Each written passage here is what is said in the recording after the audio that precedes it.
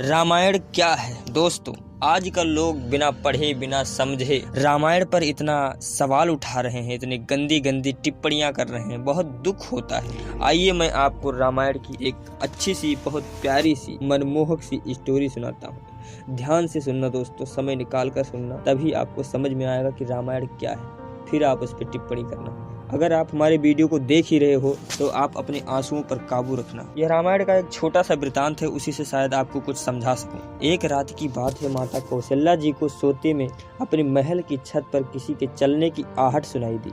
नींद खुल गई, पूछा कौन है। मालूम पड़ा श्रुतकीर्ति जी हैं, सबसे छोटी बहू शत्रुघ्न जी की पत्नी। श्रुतकीर्ति जी आई, चरणों में प्रणाम किया और खड़ी हो गई। माता कौशल्या जी ने पूछा, श्रुति इतनी रात को अकेली छत पर क्या कर रही हो बेटी? क्या नींद नहीं आ रही?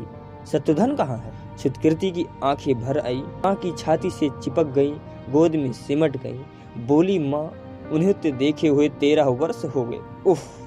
कौशल्या जी का हृदय कांप कर छटपटा गया। तुरंत आवाज लगाई, सेवक दौड़े दौड़े आए। आधी रात ही पालकी तैयार हुई, आज शत्रुघ्न जी की खोज होगी। आपको मालूम है शत्रुघ्न जी कहाँ मिले? अयोध्या जी के जिस दरवाजे के बाहर भरत जी नंदी ग्राम में तपस्वी होकर रहते हैं, उसी दरवाजे के भीतर एक पत्थर की शिला है। उसी शिला पर अपनी बाह का तकिया बनाकर लेटे मिले। माँ सिरहाने बैठ गई, बालों में हाथ फेराया तो शत्रुघ्न जी ने आंखें खोली, उठे चरणों में गिरे। माँ आपने क्यों कष्ट किया? मुझे बुलवा लिया होता। माँ ने कहा, शत्रुघ्न यहाँ क्यों? शत्रुघ्न जी की रुलाई फूट पड़ी।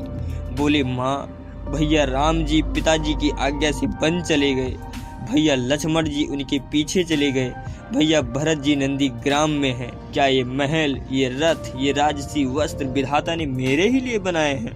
माता कौशल्या जी निरुत्तर रह गई। देखो क्या है ये राम कथा, ये भोग की नहीं त्याग की कथा है। यहाँ त्याग की ही प्रतियोगिता चल रही है और सभी प्रथम है, कोई पीछे नहीं रहा। चारों भाइयों का प्रेम और त्याग एक दूसरे के प्रति अद्भुत, अभिनव और अलौकिक है। रामायण जीवन जीने की सबसे उत्तम शिक्षा देती है। भगवान राम को 14 वर्ष का वनवास हुआ तो उनकी पत्नी सीता मैया ने भी सहर्ष वनवास स्वीकार कर लिया, परंतु बचपन से ही बड़े भाई की सेवा में रहने वाले लक्ष्मण जी कैसे राम जी से दूर हो जाते। माता सुमित्रा से तो उन्होंने आज्ञा ले ली थी वन जाने की, परंतु जब पत्नी उर्मिला के कच्छ की ओर बढ़ रहे थे तो सोच रहे थे कि माँ ने तो आज्ञा दे दी, परंतु उर्मिला को कैसे समझाऊंगा, क्या बोलूंगा उनसे। यही सोच विचार करके लक्ष्मण जी जैसे ही अपने कच्छ में पहुंचे तो देखा कि उर्मिला जी आरती का थाल लेके खड़ी थी और बोली, आप मेरी चिंता छोड़ो, प्रभु श्री राम की सेवा में वन जाओ, मैं आपको नहीं रोकूंगी। मेरे कारण आपकी सेवा में कोई बाधा नहीं आनी चाहिए, इसीलिए साथ जाने की जिद भी नहीं करूंगी। लक्ष्मण जी को कहने में संकोच हो रहा था, परंतु उनके कुछ कहने से पहले ही उर्मिला जी ने उन्हें संकोच से बाहर निकाल दिया।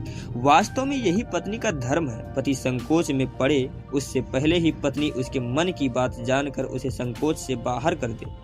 लक्ष्मण जी चले गए, परंतु 14 वर्ष तक उर्मिला ने एक तपस्विनी की भांति कठोर तप किया। वन में प्रभु श्री राम माता सीता की सेवा में लक्ष्मण जी कभी सोए नहीं, परंतु उर्मिला ने भी अपने महलों के द्वार कभी बंद नहीं किए और सारी रात जागकर उस दीपक की लौ को बुझने नहीं दिया।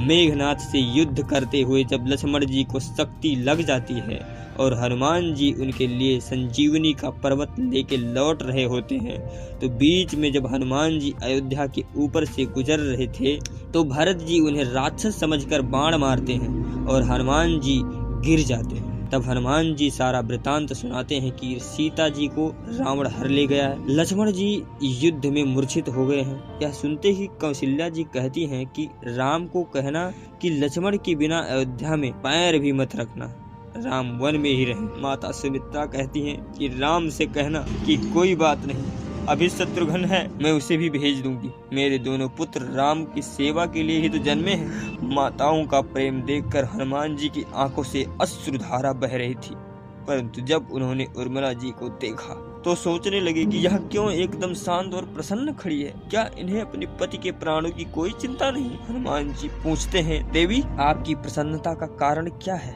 आपके पति के प्राण संकट में हैं। सूर्य उदित होते ही सूर्य कुल का दीपक बुझ जाएगा। उर्मिला जी का उत्तर सुनकर तीनों लोगों का कोई भी प्राणी उनकी वंदना किए बिना नहीं रह पाएगा। उर्मिला बोली, मेरा दीपक संकट में नहीं है, वो बुझ ही नहीं सकता। रही सूर्योदय की बात, तो आप चाहें तो कुछ दिन अयोध्या में विश्राम कर लीजिए, क्योंकि आपके वहां पहुंचे बिना सूर्य उदित हो ही नहीं सकता। आपने कहा कि प्रभु श्री राम मेरे पति को अपनी गोद में लेकर बैठे हैं। जो योगेश्वर प्रभु श्री राम की गोद में लेटा हो, काल उसे कभी छू नहीं सकता। यह तो वो दोनों लीला कर रहे हैं। मेरे पति जब से वन गए हैं तब से सोए नहीं हैं। उन्होंने ना सोने का प्रण लिया था, इसीलिए वे थोड़ी देर विश्राम कर रहे हैं, और जब भगवान की गोद मिल गई तो थोड़ा विश्राम ज्यादा हो गया, वे उठ जाएंगे। और शक्ति मेरे पति को लगी ही नहीं, शक्ति तो प्रभु श्री राम जी को लगी है। मेरे पति की हर श्वास में राम है, हर धड़कन में राम, उनके रोम रोम में राम है, उनके खून की बूंद बूंद में राम है। और जब उनके शरीर और आत्मा में ही सिर्फ राम है, तो शक्ति राम जी को ही तो लगी, दर्द राम जी को तो ही हो रहा है। इसलिए हनुमान जी आप निश्चिंत होके जाएं, सूर्य उदित नहीं होगा। राम राज्य की नींव जनक की बेटियां ही थी, कभी सीता तो कभी उर्मिला। भगवान राम ने तो केवल राम राज्य का कलश स्थापित किया, परंतु वास्तव में राम राज्य इन सब के प्रेम, त्याग, समर्पण और बलिदान से ही आया। जिस मनुष्य में प्रेम, त्याग, समर्पण की भावना हो, उस मनुष्य में राम ही बसता है। कभी समय मिले तो अपने वेद, पुराण, गीता, रामायण को पढ़ने और समझने का प्रयास कीजिएगा। जीवन को एक अलग नजरिए से देखने और जीने का अवसर मिलेगा। लक्ष्मण सा भाई हो, कौशल्या माई हो, स्वामी तुम जैसा मेरा रघुराई हो, नगरी हो अयोध्या सी रघुकुल सा घराना हो, चरण हो राघव के जहाँ मेरा ठिकाना हो त्याग भरत जैसा सीता सी नारी हो, लव कुश के जैसी संतान हमारी हो, श्रद्धा हो श्रवण जैसी, सबरी सी भक्ति हो, हनुमत के जैसी निष्ठा और शक्ति हो। ये रामायण है, पुण्य कथा श्री राम की। जय जय जय श्री राम की। तो दोस्तों बस आज के लिए इतना ही। अगर वीडियो आपको अच्छा लगा हो तो हमारे वीडियो को लाइक करना, हमारे चैनल पे आप भी नए हो तो हमारे चैनल को सब्सक्राइब कर लेना और बेल आइकन को भी प्रेस कर देना, ताकि ऐसी इंटरेस्टिंग अपडेट आपको मिलती रहे। तो जय हिंद, जय भारत, बाय बाय।